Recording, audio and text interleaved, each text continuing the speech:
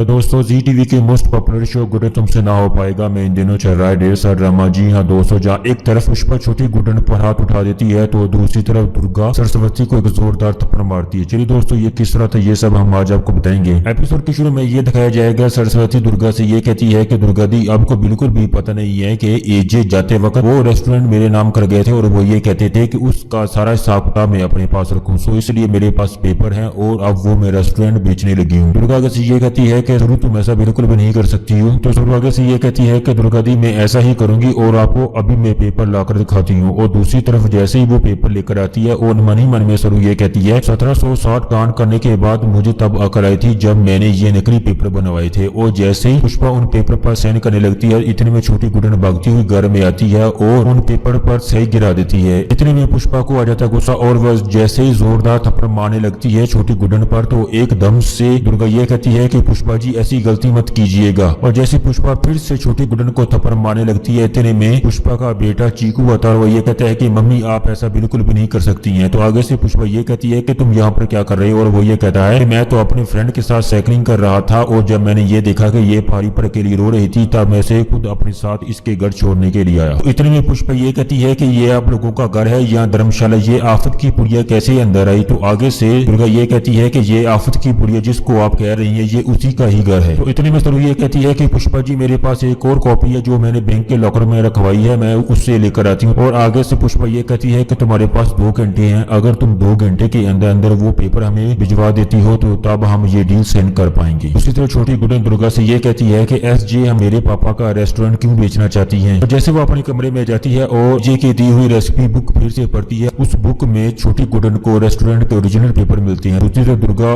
और लक्ष्मी ये कहती है कि सरू के पास वो पेपर कैसे हैं, जहाँ तक हम एजे को जानते हैं वो कभी भी अपना रेस्टोरेंट सरस्वती के नाम नहीं करेंगे। छोटी गुड्डन ये कहती है कि ये तो वही सेम पेपर है जो मैंने एसजे के पेपर खराब कर दिए थे, मैं उन्हें ये पेपर दूंगी और वो मुझसे खुश हो जाएंगे। और दूसरी तरफ जैसे वो पेपर लेकर सरस्वती के पास आती है और सरस्वती जैसे उन पेपर को देखती है एकदम से खुश हो जाती है। और आगे से छोटी गुड्डन ये कहती है कि आप मुझसे प्रॉमिस कीजिए आप मेरे पापा का रेस्टोरेंट कभी नहीं बेचेंगे। और इतने में दुर्गा आ जाती है और जोरदार थप्पड़ सरस्वती के मुंह पर मारती है और उससे वो पेपर छीन लेती है। और वो ये कहती है कि हम जान चुके हैं तुम्हें छोटी गुड्डन को उस पहाड़ी पर लेकर गई थी जहाँ पर उसका तीत जुड़ा हुआ है। दुर्गा छोटी गुड्डन को ये कहती है कि ये रेस्टोरेंट आपके पापा ने आपके नाम किया है और ये आपके पापा का आपके लिए गिफ्ट है। जैसे ये बात सुनती है तो छोटी गुड्डन एकदम से खुश हो जाती है। लक्ष्मी सरू को ये कहती है कि अगर तुमने फिर से छोटी गुड्डन को धमकी देने की कोशिश की तो हम तुम्हारे साथ गलत करने में पीछे कभी नहीं हटेंगे। तो सरस्वती आगे से ये कहती है कि आप मुझे धमकी दे रहे हैं। तो आगे से दुर्गा ये कहती है कि ये नसीहत है वो भी मुफ्त की और मैंने तुमसे आज से ज्यादा मुफ्तखोर नहीं देखा है।